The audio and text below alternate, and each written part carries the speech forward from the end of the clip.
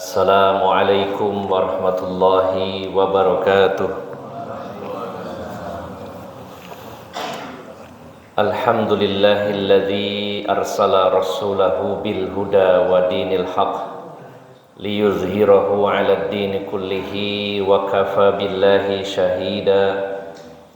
Ashhadu an la ilaha illallah wahdahu la syarika lah wa ashhadu anna Muhammadan abduhu wa rasuluhu la nabiyya ba'dah. Allahumma salli wa sallim wa barik ala nabiyyina Muhammadin wa ala alihi wa sahbihi ajma'in. Wa qala Allah ta'ala fi kitabihil karim, ya ayyuhalladzina amanu taqullaha haqqa tuqatih wa la tamutunna illa wa antum muslimun, amma ba'd. Para alim ulama, para ustadz, para sesepuh yang senantiasa saya hormati dan saya muliakan, bapak-bapak dan ibu-ibu, saudara-saudari jamaah Masjid Al-Hidayah yang dirahmati Allah Subhanahu wa ta'ala. Alhamdulillah, kita sangat bersyukur kepada Allah Subhanahu wa ta'ala pada pagi hari ini, di waktu yang penuh barokah dan juga di hari yang terbaik bagi kaum muslimin, yaitu hari Jumat, dan juga dalam sebuah kegiatan yang berupa amal soleh yang sangat dianjurkan bahkan diperintahkan dalam agama ini, yaitu bersama-sama duduk di dalam majelis ilmu. Maka ini sebuah kenikmatan dari Allah Subhanahu wa ta'ala yang harus senantiasa kita minta kepadanya, yaitu minta agar kita diberi kemudahan untuk beramal soleh, untuk beribadah kepada Allah Subhanahu wa ta'ala, dan kita meminta agar kita diberikan keistiqomahan dalam ibadah kepada Allah Subhanahu wa ta'ala, karena inilah tujuan di mana diciptakannya kita. Bahkan juga sama, yaitu bangsa jin, tujuan diciptakannya adalah dalam rangka beribadah kepada Allah Subhanahu wa ta'ala. Mudah-mudahan hasil jerih payah, ketelatenan dan kesabaran Bapak Ibu jamaah sekalian untuk hadir di majelis ilmu bisa mengundang ridho Allah Subhanahu wa ta'ala, dan semoga ini menjadi sarana yang memudahkan jalan kita menuju surganya Allah Subhanahu wa ta'ala. Bapak Ibu yang dimuliakan Allah Subhanahu wa ta'ala, di dalam kitab Ushulus Salasah, 3 landasan utama, penulis Syekh Muhammad At-Tamimi menjelaskan kepada kita ketika beliau merangkum isi dari surat Al-Asr, bahwa dalam kehidupan ini ada 4 perkara yang harus kita prioritaskan untuk kita lakukan. Beliau mengatakan, i'lam rahimakallah annahu yajibu alaika arba'a masail. Ketahuilah wahai saudaraku yang dikasihi dan dirahmati Allah Subhanahu wa ta'ala, sesungguhnya dalam kehidupan ini ada 4 perkara yang wajib kita lakukan. Dari sekian banyak perintah agama, dari sekian banyak kewajiban atau minimal anjuran dalam agama ini, kalau dirangkum ada 4 hal, dan ini harus selalu kita ingat, lalu kita benar-benar serius untuk melakukannya. Yaitu beliau mengatakan 4 perkara itu adalah al-ilmu wa huwa ma'rifatullahi wa ma'rifatun nabi sallallahu alaihi wasallam wa ma'rifatu dinil islam bil adillah wal amalu bih wa da'watu ilaihi was-sabru 'alal adzafih. Ada 4 perkara yang wajib kita lakukan dalam hidup ini. Itu yang pertama, belajar ilmu agama. Ini yang paling utama dan yang pertama, mempelajari, memperdalami agama Islam. Dari sekian banyak ilmu Islam, maka ada 3 perkara yang paling kita utamakan untuk kita pelajari, untuk kita kaji, untuk kita gali lebih dalam, yaitu yang pertama, mengenal Allah Subhanahu wa ta'ala sebagai sesembahan kita. Yang kedua, mengenal Kanjeng Nabi Muhammad sallallahu alaihi wasallam. Yang ketiga, mengenal Islam dengan dalil-dalilnya. Ini adalah poin pertama, yaitu ilmu atau belajar agama yang meliputi 3 perkara. Setelah berilmu, tidak berhenti di sana, kita lanjutkan wal amalu bih, dengan mengamalkan ilmu. Setelah berilmu, mengamalkan ilmu, kita pun tidak egois, ya. Artinya kita tidak cukup memperbaiki diri kita sendiri, tapi juga Islam mengajarkan dan memerintahkan agar kita juga menjadi orang yang memperbaiki keadaan masyarakat. Bukan hanya jadi orang solih, tapi juga muslih. Kalau solih, baik untuk dirinya sendiri. Kalau muslih, baik untuk dirinya dan memperbaiki orang lain. Maka setelah berilmu, mengamalkan ilmu, yang ketiga adalah ad-da'watu ilaih, mengajak manusia kepada agama ini. Dan setelah itu yang terakhir adalah sabar dengan segala hal yang menyakitkan, sabar dengan hal yang sangat memberatkan, baik itu saat menuntut ilmu, saat beramal, dan saat berdakwah. Maka semua itu butuh kesabaran. Dan 4 perintah ini terangkum dalam surat Al-Asr, sampai Imam Syafi'i mengatakan seandainya Allah tidak menurunkan surat selain surat ini sudah cukup. Sampai beliau mengatakan, kalau Allah hanya menurunkan surat ini dalam bab perintah, ini sebenarnya sudah mewakili. Surat apa itu? Yaitu surat Al-Asr. Allah berfirman, wal asri innal insana lafi khusrin illal ladzina amanu wa amilus solihati wa tawasaw bil haqqi wa tawasaw bis sabr. Demi masa, sesungguhnya manusia berada dalam kerugian. Siapapun berada dalam kerugian kecuali 4 orang.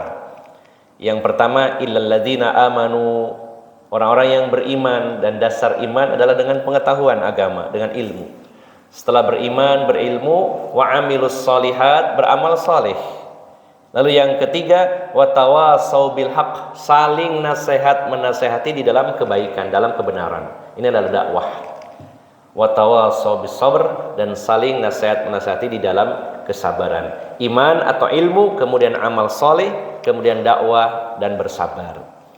Maka kembali kepada ilmu, bahwa ada 3 pertanyaan kubur yang Allah wakilkan pertanyaan itu kepada malaikat Munkar dan Nakir, yang tentunya membawa misi dan tugas dari Allah Subhanahu wa taala untuk mengetes, menguji, yaitu si mayit dengan 3 pertanyaan yang sangat menentukan.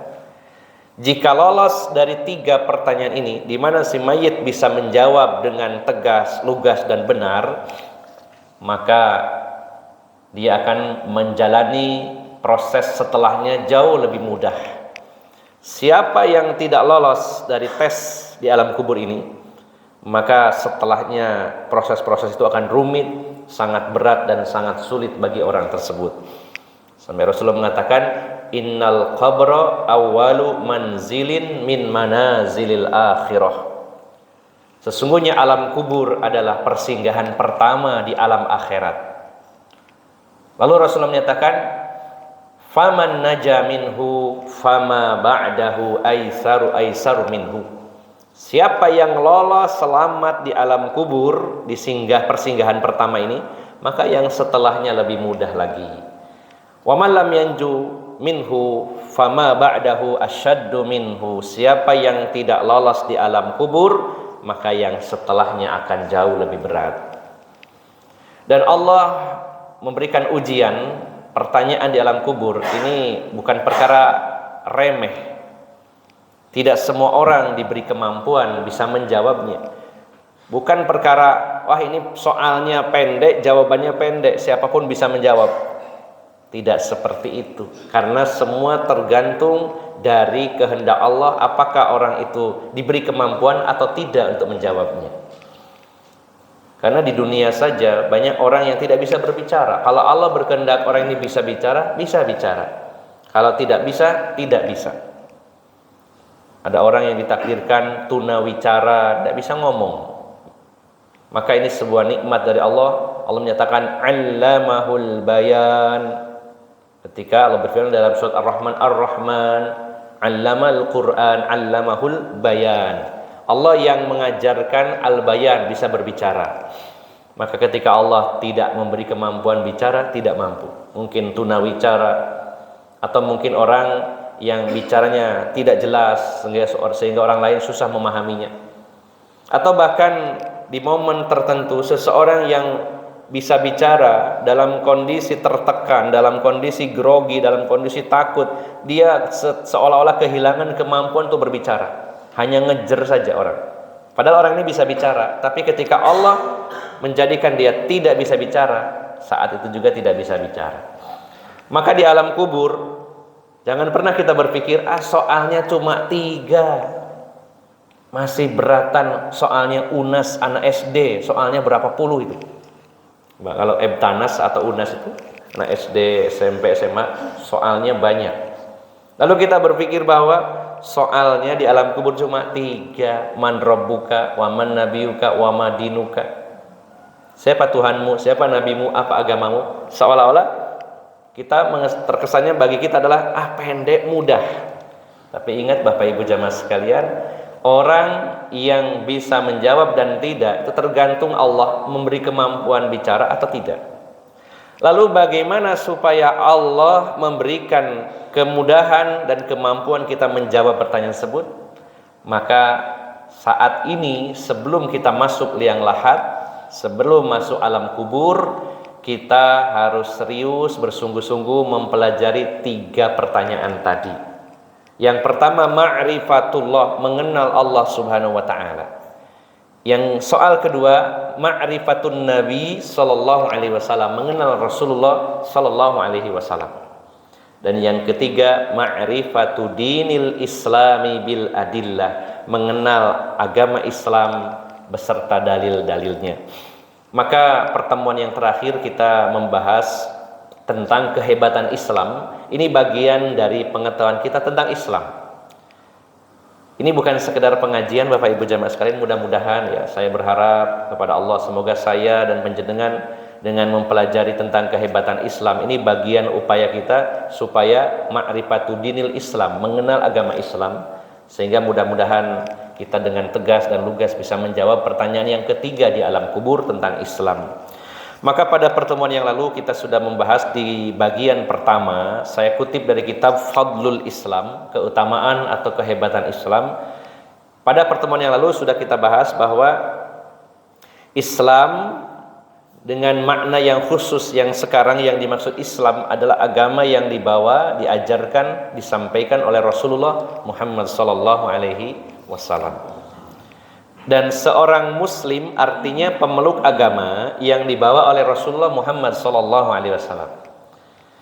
Maka kalau ada orang mengaku saya ini muslim, mengikuti agamanya Nabi Ibrahim, mengikuti agamanya Nabi Musa, mengikuti agamanya Nabi Isa dan lain-lain, maka kita wajib mengarahkan orang tersebut untuk menjadi seorang muslim ketika mengikuti agama Nabi Muhammad sallallahu alaihi wasallam. Ketika beliau diutus, Al-Quran diturunkan, maka seluruh agama yang sebelumnya, walaupun agama yang lurus, walaupun mengikuti kitab suci yang belum dirubah seandainya ada, maka mereka wajib melebur bergabung dengan agama Islam, yaitu agama Rasulullah Muhammad SAW. Dan kitab-kitab suci sebelumnya, apakah itu kitab Taurat, kitab Injil, kitab Zabur, Suhuf Ibrahim, Suhuf Musa, seandainya di dunia ini masih ada yang masih otentik, yang asli, maka harus ditinggalkan, melebur kembali, merujuk kepada Al-Quran. Al-Quran sudah merangkum, menyempurnakan seluruh kitab suci sebelumnya, maka tidak perlu lagi merujuk kepada kitab yang lainnya, kepada Al-Quran. Maka dengan demikian, orang-orang yang tidak mengikuti agama yang dibawa Kanjeng Nabi Muhammad SAW tidak bisa dikatakan seorang muslim, tapi non muslim, atau bahasa dalam Islamnya adalah kafir. Memang Allah menamakannya kafir, non muslim atau kafir. Dan bagi kaum muslimin, sebuah pegangan ini merupakan prinsip bahwa hanya satu agama yang diterima oleh Allah, sebagaimana Allah berfirman dalam surat Ali Imran ayat 19, Inna dina indallahil Islam. Sesungguhnya agama yang diterima di sisi Allah adalah Islam.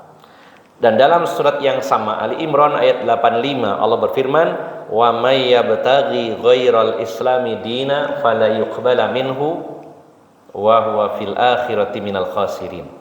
Siapa yang memeluk agama selain Islam, maka dia tidak diterima oleh Allah, dan di akhirat dia termasuk orang yang rugi.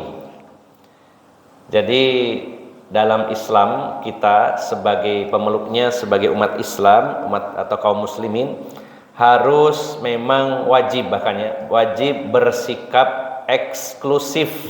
Walaupun ada sebagian dari tokoh Islam yang mempropagandakan, mengkampanyekan Islam itu jangan eksklusif, tapi harus lawannya, yaitu inklusif. Ada eksklusif, ada inklusif. Nah, kira-kira Bapak Ibu harus bersikap yang mana?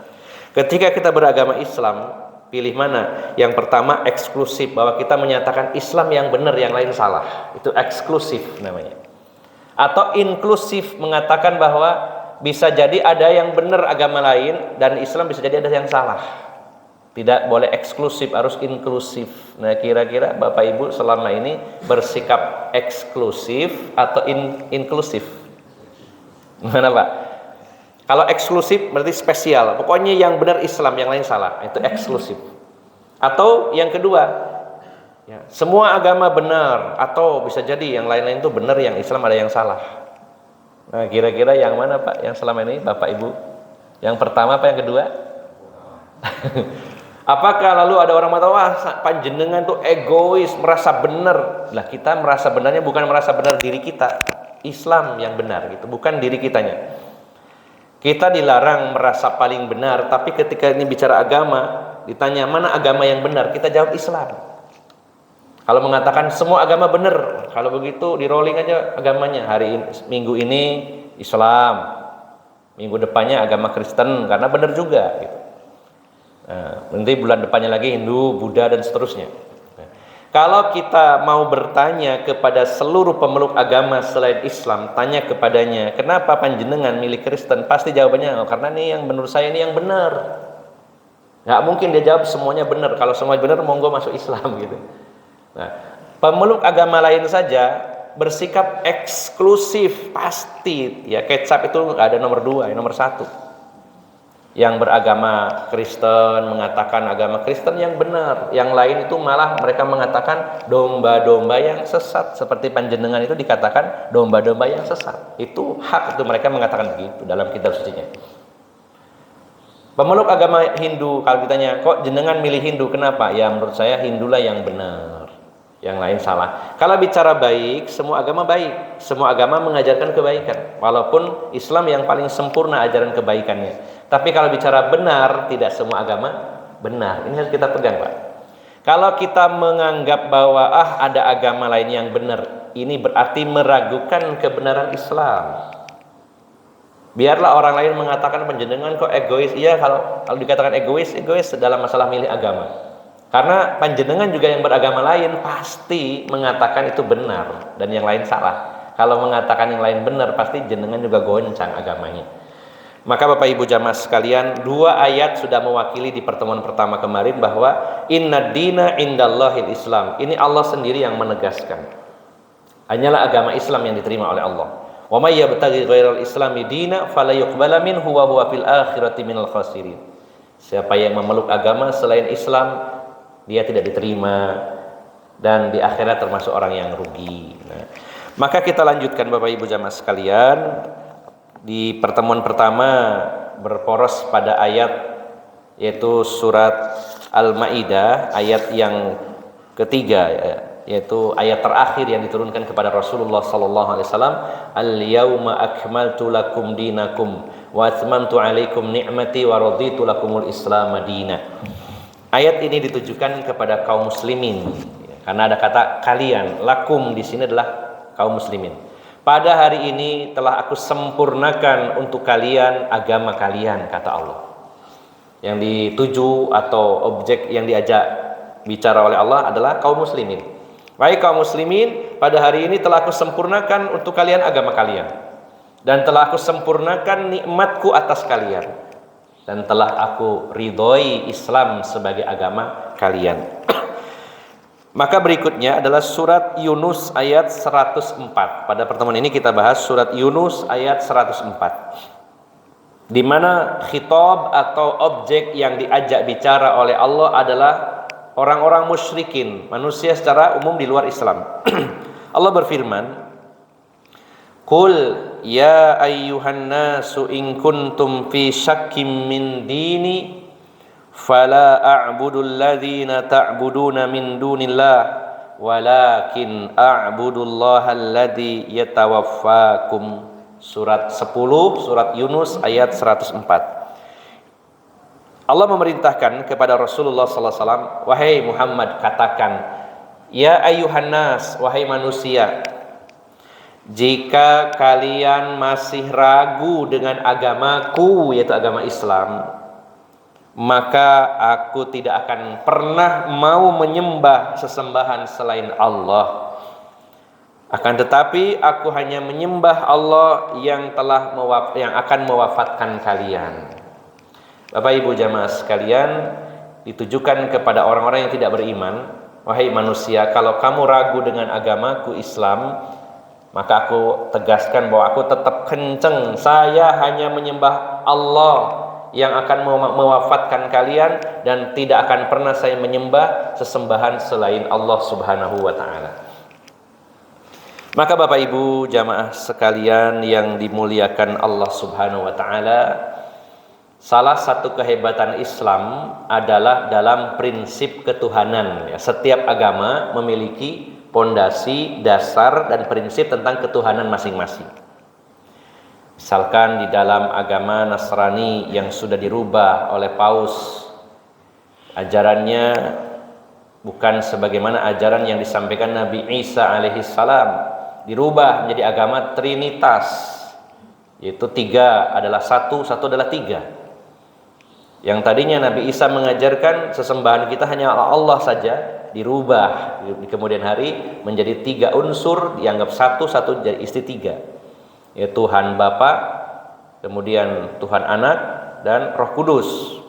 Nah, kalau Tuhan dianggap punya anak, berarti anaknya juga Tuhan.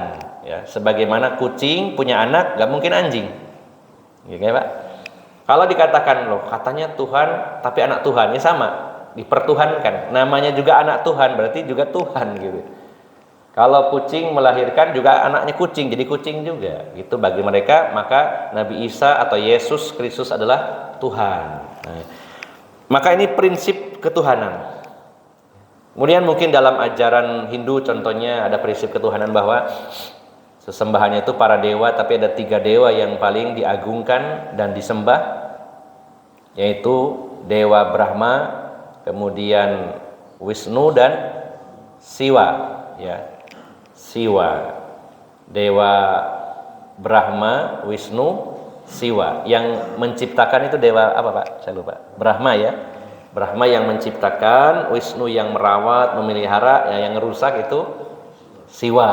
Nah, maka setiap agama selain ajaran-ajaran lainnya, yang paling pokok adalah tentang ketuhanan. Masing-masing punya prinsip. Nah, Islam agama yang benar-benar ya menekankan, bahkan memang ini ciri khas Islam adalah agama tauhid. Hanya menuhankan Allah Subhanahu wa taala, tidak beribadah kepada siapapun. Dalam agama kita di alam semesta ini hanya terdiri dari dua. Khaliq, ya al-Khaliq yaitu Allah, dan selain Allah seluruhnya adalah al-makhluk atau makhluk. Tidak ada yang di tengah-tengah. Di alam ini, di alam semesta ini hanya ada Tuhan dan makhluk. Semua yang selain Allah, apapun dan siapapun itu makhluk.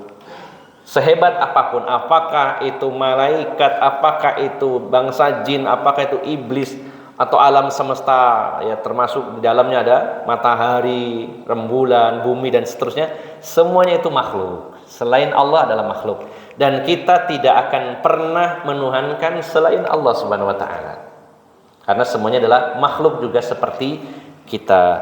Allah Subhanahu wa taala berfirman dalam surat Al-A'raf ayat 194. Al-A'raf ayat 194, yaitu surat ke-7 ayat 194. Allah berfirman, innalladzina tad'una min dunillahi ibadun amsalukum fad'uuhum falyastajibu lakum in kuntum shadiqin. Ya. Sesungguhnya yang kalian sembah, yang kalian seru, yang kalian mintai selain Allah, mereka itu juga hamba-hamba Allah seperti kalian. Maka serulah mereka. Apakah mereka mampu memenuhi seruan permintaan kalian? Kalau kalian itu benar, seluruh yang kalian seru selain Allah itu semuanya makhluk, semuanya hamba Allah seperti kalian juga. Seandainya ada orang menyembah Yesus Kristus, dia adalah manusia dan manusia adalah hamba Allah seperti kita juga. Kalau ada orang menyembah matahari juga makhluk Allah. Kalau ada orang yang menyembah batu, menyembah pohon, menyembah berhala, atau menyembah sapi, macam-macam Pak, sembahnya itu ada sapi disembah. Maka semuanya itu adalah makhluk, ya. Maka kata Allah, sesungguhnya yang kalian sembah selain Allah semuanya itu makhluk, hamba-hamba Allah juga seperti kalian. Bahkan manusia itu yang paling mulia, kenapa harus menyembahnya malah ke sapi? Atau menyembah matahari, menyembah rembulan, menyembah dewa-dewa dan lain-lainnya. Maka ini tantangan dari Allah. Kalau kalian benar, serulah mereka. Apakah mereka akan memenuhi seruan kalian? Ya. Kemudian juga ada ayat lain dalam surat Fatir ayat 14 menguatkan surat Yunus tadi. In tad'uuhum la yasma'u du'aakum walau sami'u mastajabu lakum yaumal qiyamati yakfurun.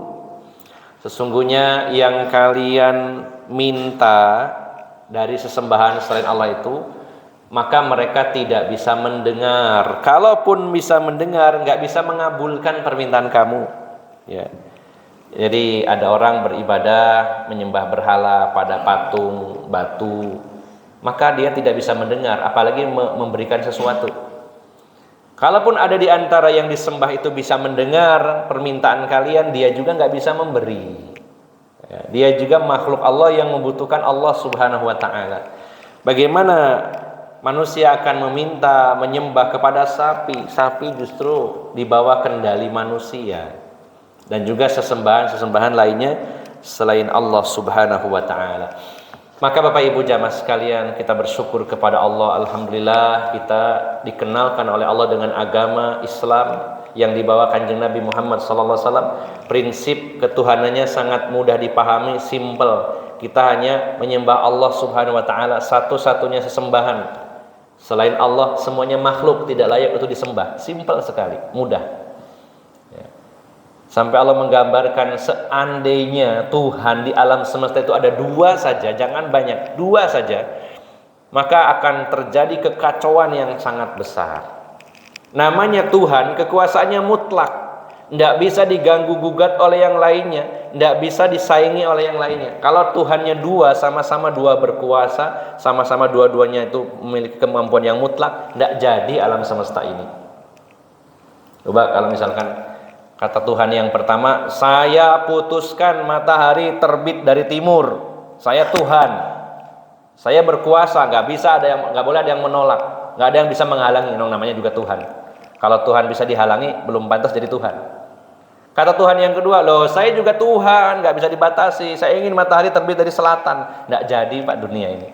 Seandainya dua, ya, jangankan alam semesta. Satu negara presidennya dua, kacau Pak itu. Masing-masing saya presiden, saya juga presiden. Saya pingin ibu kotanya Jakarta, enggak, saya pingin di IKN. Nah, rame Pak. Kalau seandainya dua, satu aja masih rame, jadi protes ya. Bagaimana kalau dua yang masing-masing punya kekuasaan? Maka Islam mengajarkan agama yang luar biasa mudahnya. Tuhan kita hanya satu, Tuhan yang esa, yang tunggal, tidak ada Tuhan selain Allah Subhanahu wa taala. Tidak ada sembahan yang hak kecuali Allah sendiri. Maka kita pun seluruh makhluk beribadah kepadanya. Maka selain Allah adalah makhluk dan tidak layak diibadahi, tidak layak dimintai, tidak layak disembah oleh kita semuanya. Ini diantara kehebatan agama Islam. berani kita bersaing bahkan membandingkan dengan agama-agama lain dalam prinsip masalah ketuhanan, kita paling unggul, sulit untuk dikalahkan. Ini baru bicara masalah ketuhanan, belum kehebatan-kehebatan yang lainnya. Bagaimana syariat Islam, aturan-aturan di dalamnya, maka ini banyak sekali kehebatan, kelebihan-kelebihan yang tidak bisa dibandingkan dengan agama yang lainnya. Ini hanya sebagian kecil dari kehebatan Islam. Mudah-mudahan sedikit ini bisa menyemangati kita semuanya untuk semakin serius mempelajari Islam dan kita bangga menjadi seorang muslim. Bapak Ibu jamaah sekalian, inilah yang bisa saya sampaikan. Semoga bermanfaat dan semoga Allah berikan keistiqomahan kita di atas Islam dan kita tidak diwafatkan oleh Allah kecuali sebagai seorang muslim. Kita akhiri kajian pagi hari ini dengan bersama-sama bermunajat, berdoa hanya kepada Allah Subhanahu wa taala. Innallaha wa malaikatahu yusalluna 'alan nabi ya ayyuhalladzina amanu sallu 'alaihi wa sallimu taslima.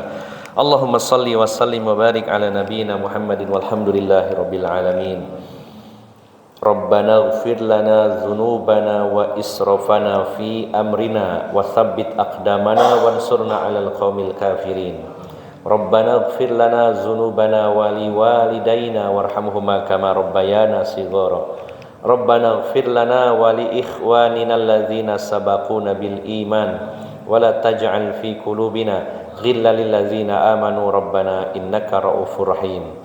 Rabbana la tuzigh qulubana ba'da id hadaitana wa hab lana min ladunka rahmah innaka antal wahhab.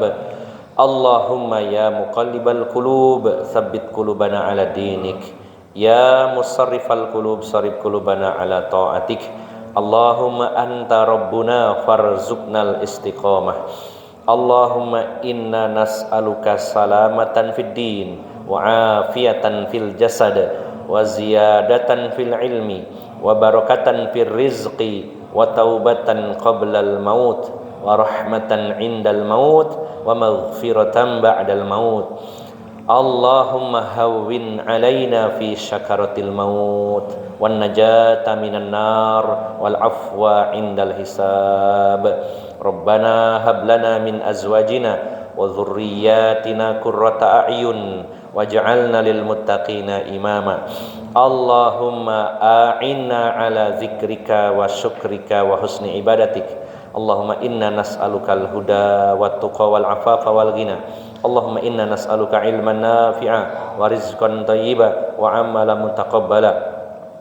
Allahumma rzuqna rizqan wasi'an mubarakan fa innaka khairur raziqin. Rabbana atina fid dunya hasanah wa fil akhirati hasanah wa qina azabannar. Subhana rabbika rabbil izzati amma yasifun. Wassalamun alal mursalin walhamdulillahi rabbil alamin.